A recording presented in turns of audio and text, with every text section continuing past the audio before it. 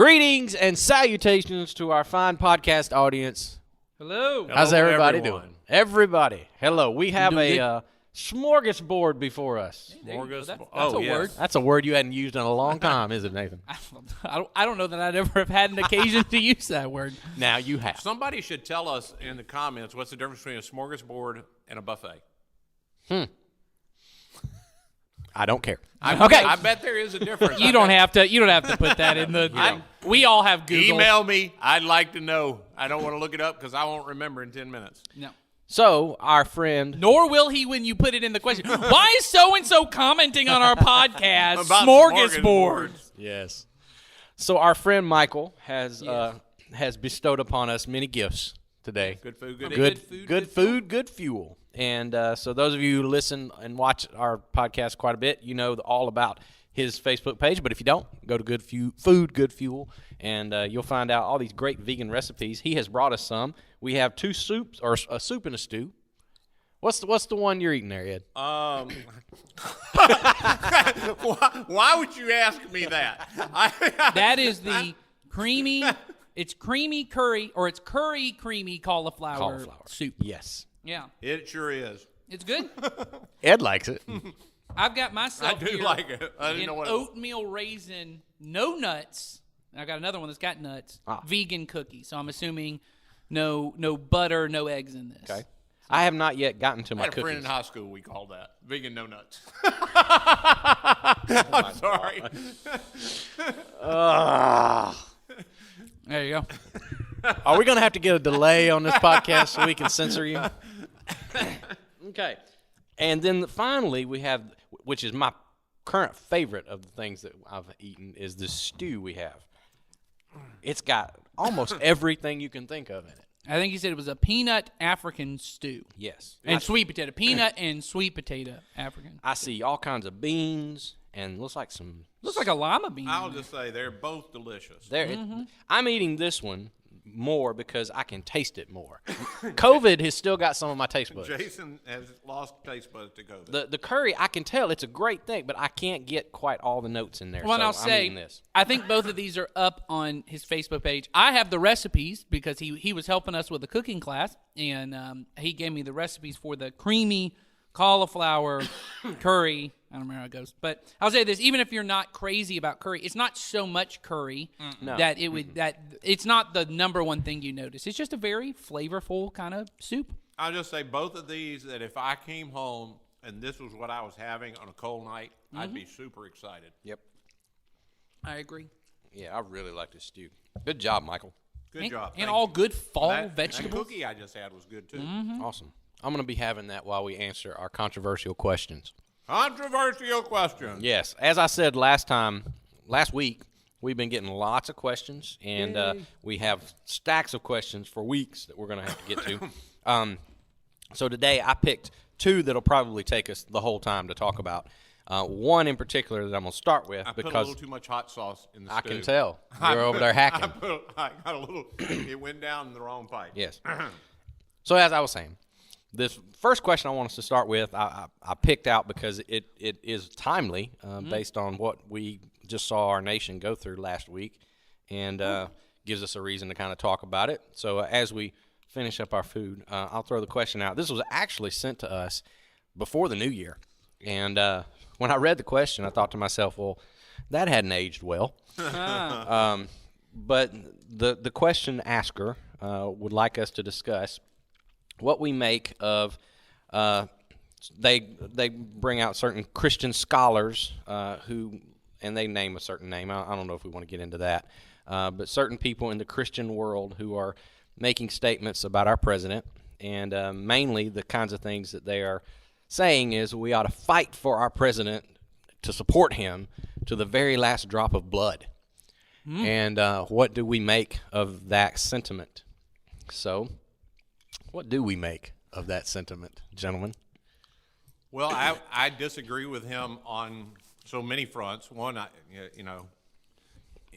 I guess he made that statement after the election, and I know a lot of people are upset about the election because of the dubious rumors that are floating around that don't seem to have any basis in reality. True. And so I disagree with him on the basis of that. It seems like not a very patriotic thing to say. Mm-hmm. And then he's got Christian attached to it now. Yeah. It's really hard to attach Jesus And fighting to the last drop of blood.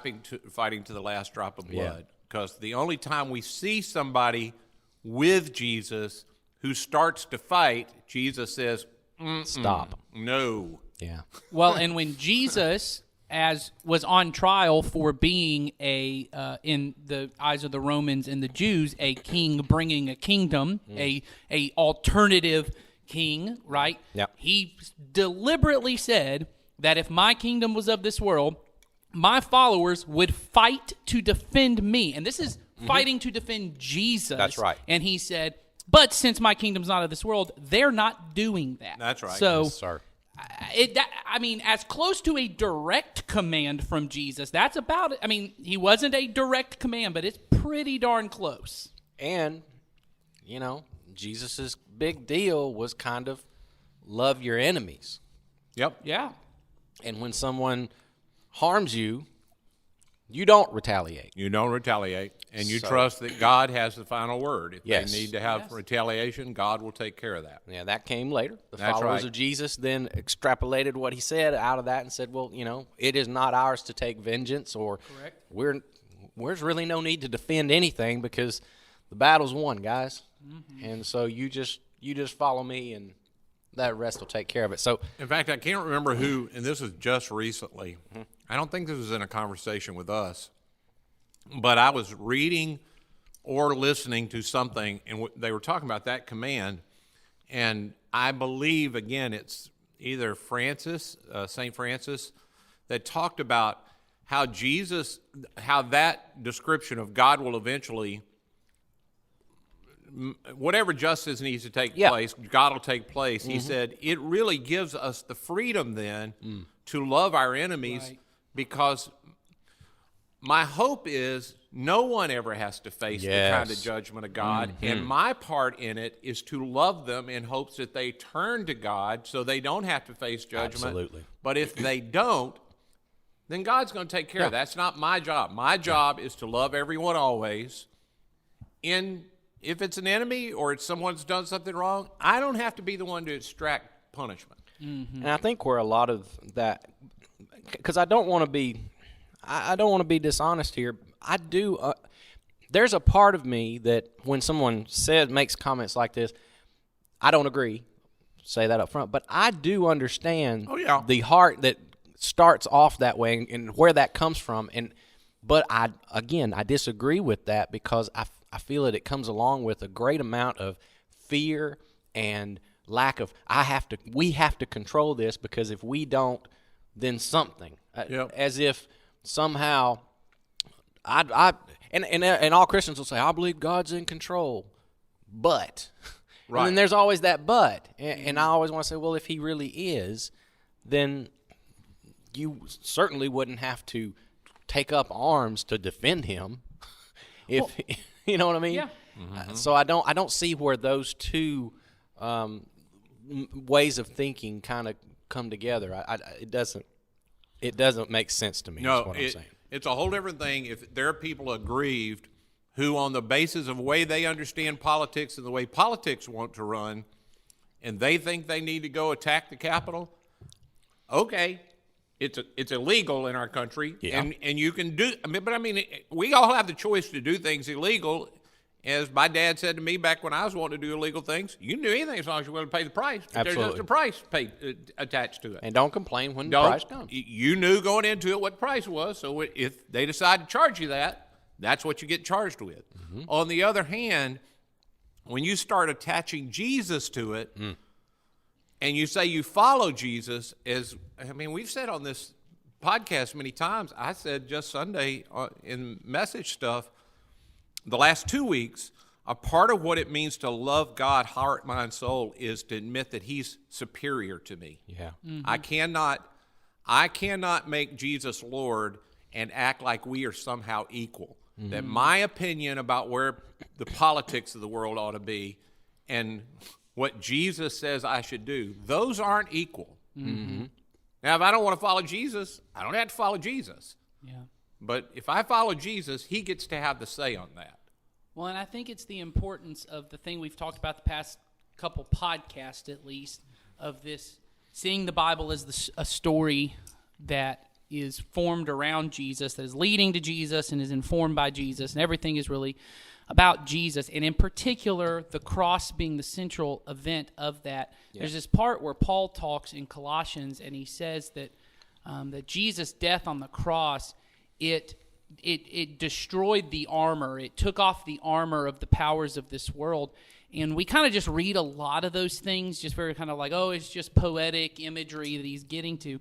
What Jesus is actually getting to, this happens before he goes to the cross. It's one of my favorite moments of Scripture where Jesus is, before he comes into Jerusalem, he stops and he looks at the city and he weeps for the city. Yeah. And he says, how I long to gather you under my wings. And what he's in particular talking about is something that's going to happen in 70 AD, where the whole city is going to be laid to waste. The temple's going to be destroyed because of a violent revolution that gets started in the midst. And Jesus this whole time has been speaking of enemy love and has been loving Romans and has been saying, hey, when a Roman strikes you, you turn the other cheek, in this very peaceful way of going through life. And then he goes to the cross, and those who were in power took the person who was most in the right, the person who was most gentle, and did the most wrong things to him. And the reason they did it was because they thought violence is the way, force is the way to make change in the world. We will stop him.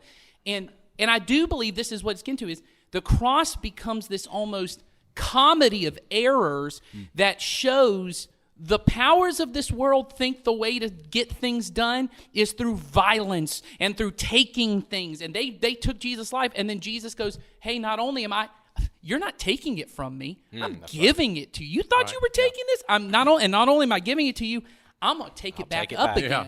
I'm going to take it back up. Mine to lay down, mine to take back up. Yes, and then it kind of makes sense of some of these things where Jesus says, if they ask you to carry their pack and they could legally make you do it for a mile, he says, go another mile, because legally they couldn't make you. And the almost image is that these Roman soldiers now are chasing them, go, no, please don't take it another mile. And it's almost this comedic thing that Jesus is doing, is he's saying, here's a third way of dealing with things. Here's a third way, which is, one way is when I don't get my way, I'm going to fight. I'm going to force my way. The second way is lay down and just take it. But there's this third way that's possible, which is I become gentle and peaceful. I don't suddenly say that things I think were wrong are suddenly right. I can still be very vocal about, hey, I think this is wrong, or I think, in any case, I'm not just talking about politics, I'm talking about anything, in relationships. Right. That there's this third way, and what we see is it does shame to the other side when they think there is a forcible way to make something happen, and you say, no, the peaceful way of Jesus is the path forward.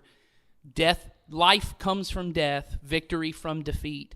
It's so important that we're rooted in that story, and we don't see ourselves as David and Goliath, or I'm the part of the story where we're going to go kill all the Philistines, or we're going to do. You're just taking things out of context at that point. Yes. All right. Anything else to say about that? No, I think almost like last summer when we talked a little bit after George Floyd was killed. I don't feel as culpable on this, because I've stood and talked for a long time now that we shouldn't marry Christianity and politics. Yeah. And so I feel like I've tried, but I watch people in our church that are just all in knots over this, and I go, maybe I should have tried harder, because there really is no reason for any follower of Jesus to ever spend a moment worried about what political leader is in charge, because we don't think they're in charge. Yes. Amen. We don't believe they're in charge, so it doesn't trouble us. And people go, well, so you don't care about what happens? Sure, I care about what happens, but I know what is going to happen. Well, I care about it in light of what it does to people. Yes. And the main thing I see happening to people right now is our reaction to what really we don't have as much cards to play in as we think we have to play in. Yeah. That's a good point. And excuse me, and I was saying this to somebody, I think my wife the other day. I said, I just don't understand the amount of, like you said, Ed, fear and worry that Christians put into each and every single political shift when we've seen every one of them take place in our lifetimes.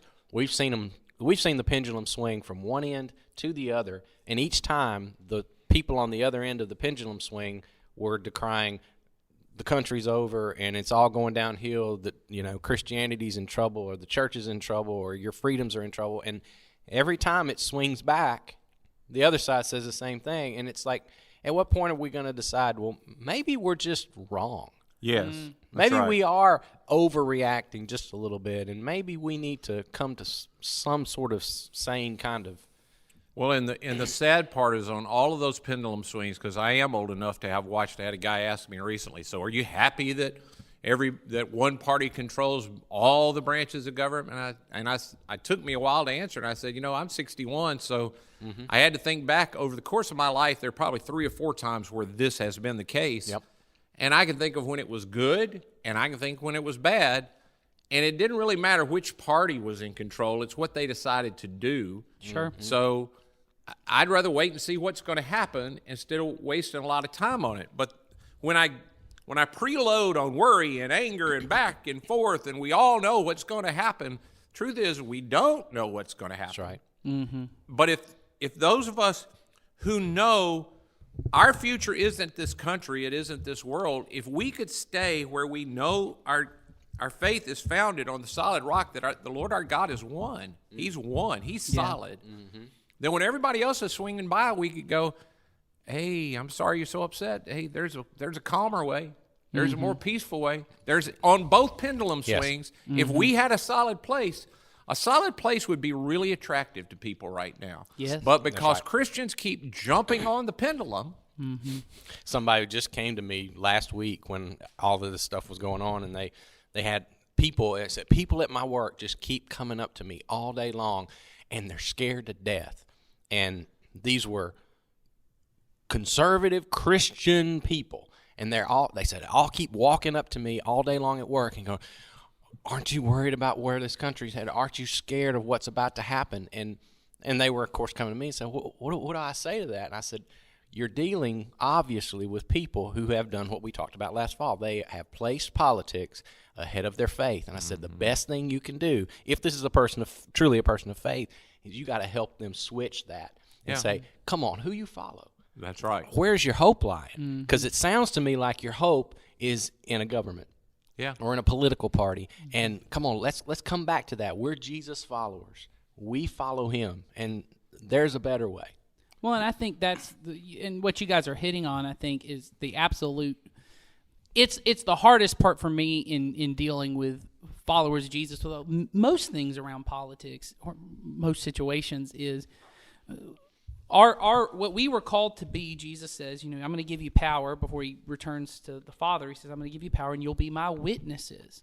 And that this word witnesses, our job is to just live in such a way and to speak in such a way and to interact in such a way that my life is a witness to that, and not some apologetics or, that evolution or creation, not these kind of things we get bogged down in. A witness to something that happened, that Jesus rose from the dead, and ever since then he's bringing new life, new creation. As you said, he's the solid rock I stand on. There's lots of different ways you can phrase that, but in the end, what I'm bringing to is that my life is a witness that what happened 2,000 years ago, it happened to me personally. I can see it happening in our world, and my hope, it rests in that idea, that story.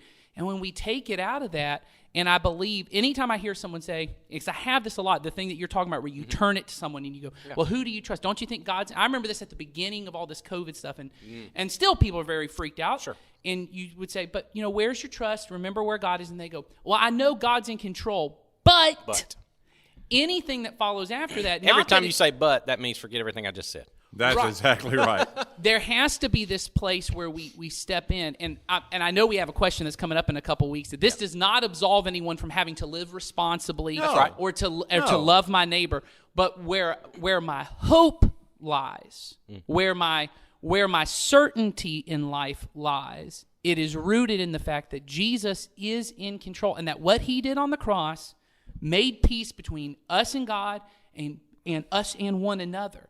It's me choosing to live in that story that does bring peace into this world. Well, and if you think, I was thinking when you were talking about the witness thing, I'm supposed to be ultimately a witness that the resurrection opened the way, as Jesus prompted it would, for me to enter kingdom life. Right. That my deciding to enter my life into the life of Jesus, I get entered into the kingdom. And although there is no human government that's been able to last since the resurrection, that one thing, that kingdom is ongoing.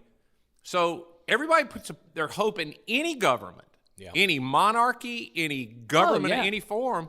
They are witnessing to something lesser than. Yes. So I should be living a life that is witnessing to. And so when somebody says, well, ultimately, I care about our country, I want to do the best I can, but my ultimate hope, and I mean really my ultimate hope, I don't lose any sleep over what's happening. No, sir. I don't lose any, it doesn't cause me any distress, because ultimately I have a king that's still on the throne. I have someone that takes care of my every need, and Jesus has said, this world is a perfectly safe place for me to be. Yep. Regardless of who's in charge. Yeah. Yeah. Well, because Or we know thinks who they're is in charge. Or thinks they're in charge. Yeah, Right, I was and- about to say, because I know who's in charge. He chose the time and place that I would be born. I take that verse very literally, yeah. that God at some point decided, hey, it's time for an Ed to get on the planet. And so he knew that I'd be in this situation, so I have to believe that this time, with all that's happening, is a perfectly safe place for this 61-year-old dude to live confident in the kingdom. And also for my 8-year-old granddaughters. Right. Perfect time for them to be in the kingdom in this world. And God, in his providence, also knows if, again, he gives us the choice to do this, but if I live in that reality, what difference it could make in this world, he knows that as well. Oh, Whether yeah, or not absolutely. we're doing it is Yes. a whole nother thing. Well, I think about that when you say that last part that you were saying there, Jason. I was thinking when you were talking as well, Ed, of the part Esther's, right? You were made for such a time as this. Yeah. The fact that we can see that in her, or we can see it in big moments, because I've seen people saying similar things, not the exact thing, about this time we're living in, that we were made for such a time as this. But this is what we also forget. Every moment I was made for this time. So the conversation with my 4-year-old, I was made for that time, that moment. And all those little moments, they build character into me that, and we were talking about this a couple days ago, that what gets squeezed out of me ultimately shows who I am. That in moments of pressure, moments of difficulty, moments of stress, when I have a 5-year-old screaming in your face, right, and you go, how I respond says less about them than it does about me, right? Yeah. And we all get that. When you get that as a 5-year-old is behaving like a 5-year-old probably should behave. Yes, every parent has had the moment where they say, "Can you grow up and stop acting like such a kid?" And they're like, "Well, I'm 3." It's like, And most of the time I'm acting like you. yeah, it's true. Yeah, I'm just doing what you do, right? What comes out of me in that moment says something about me. And so every moment, and I had this thought today that I feel very much seeing this in myself, that the best thing I have to offer is not any given ability I have, not any idea I have, not any opinion I have.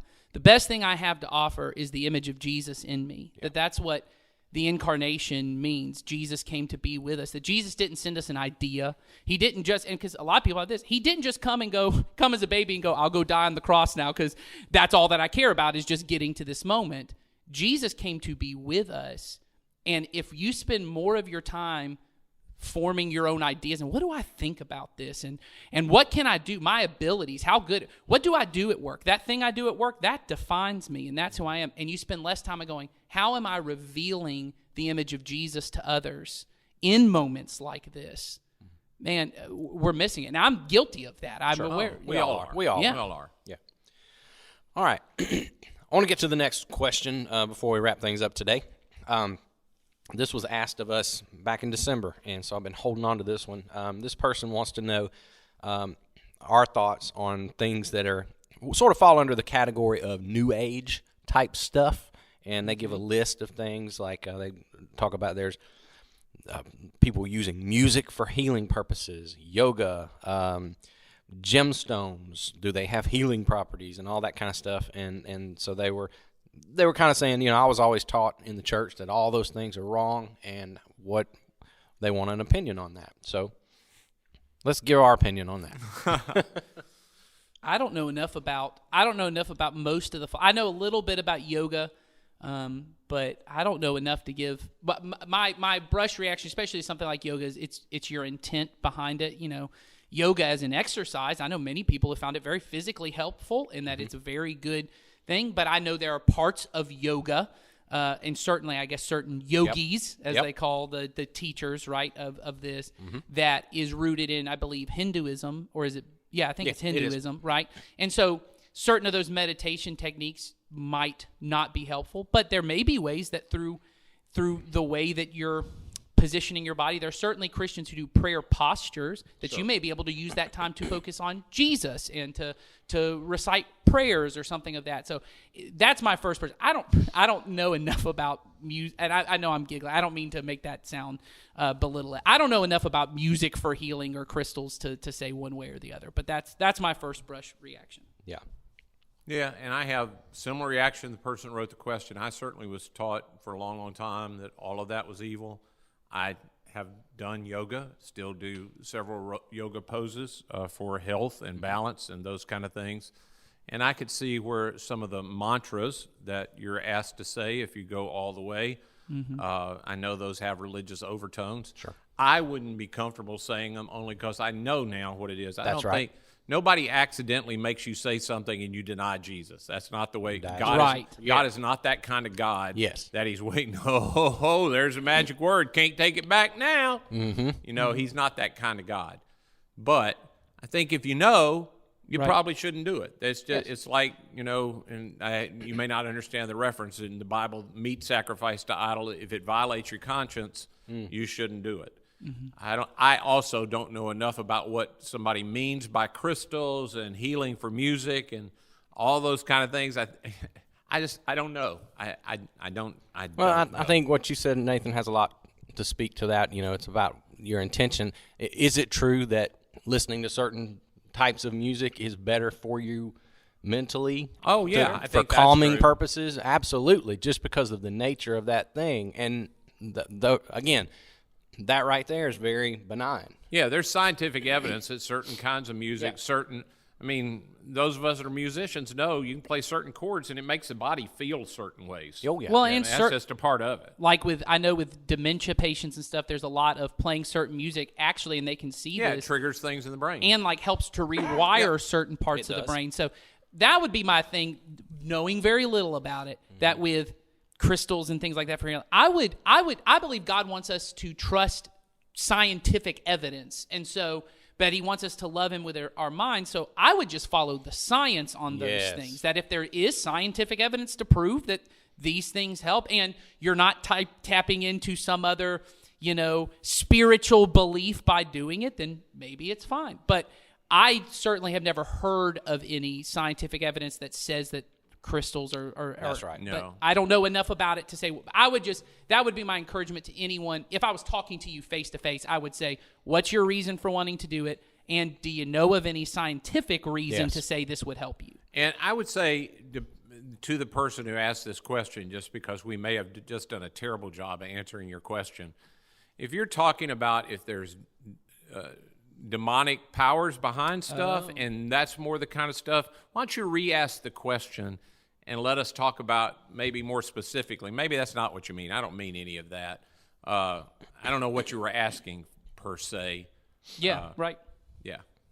I agree with all that. When it comes to New Age stuff, if you're talking about New Age where I am any form of a god, I am no form, and neither are you. Yes. Right. Yes. So that, no. No, you are no form of any god. at any time. Yes. But again, it's one of those things where I've always said this to people when they come up. Well, what about this religion, or what about this? And I say, well, you can spend a whole lot of time studying other religions and things, and try to know all the nuances of everything that they believe. And I said that's going to take you a lot of time and a lot of effort.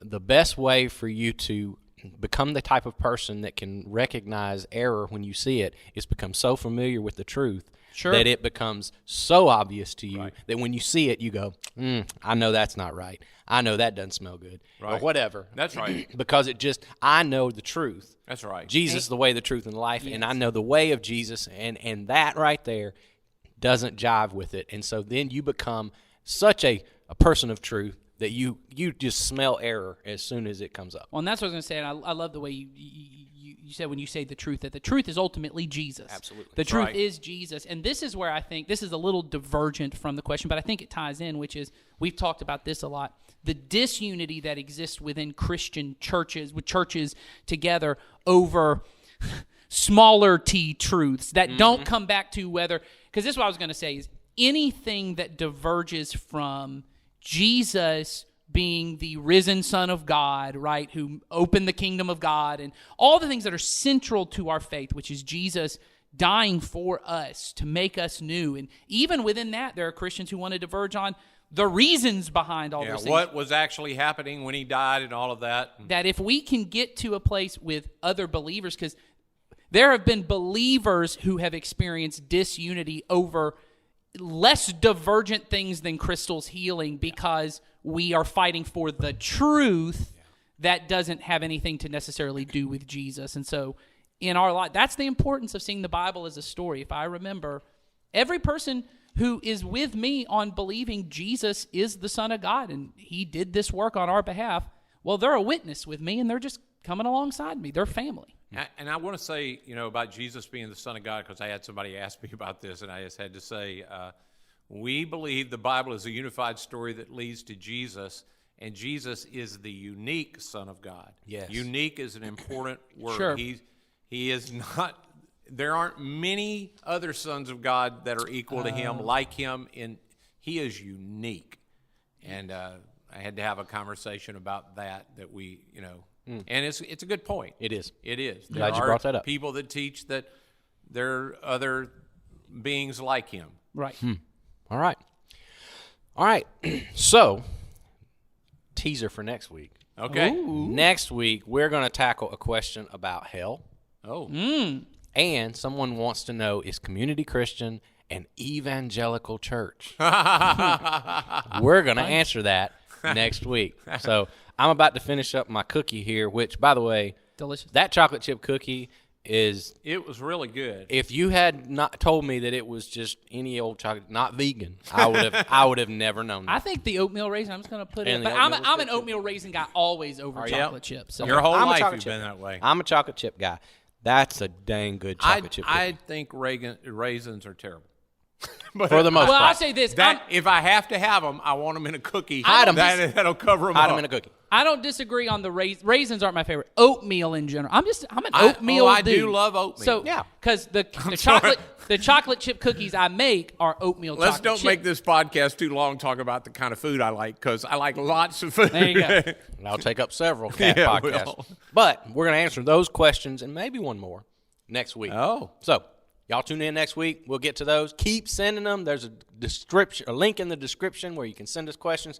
Keep them coming. We'll keep answering them as well as we can do. As well as we can do. Yeah. See y'all next week.